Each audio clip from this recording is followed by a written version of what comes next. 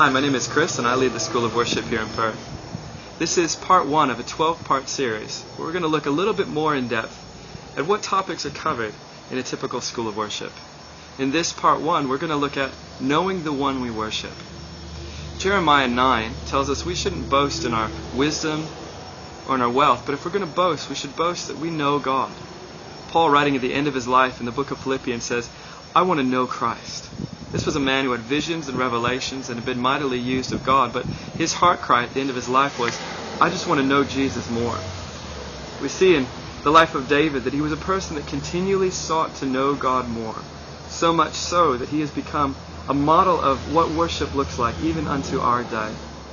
During this week, we're going to look a bit more at the character of the one that we worship. What is he like? How does he want us to worship him?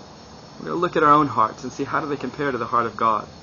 And there'll be times of application so that our lives can be changed to look more like the God that we worship. One of the biggest issues when you study worship in the Bible is the issue of idolatry. Worshipping not God but something else. We want to be people that worship God out of our knowledge and our experience of God. It's going to be a powerful start to the school. It's a little bit about knowing the one we worship. Now keep checking back. As part 2 is going to be coming up where we'll look a little bit at the character of the worshiper and how our lifestyles need to reflect the words that we sing in our songs. Thanks.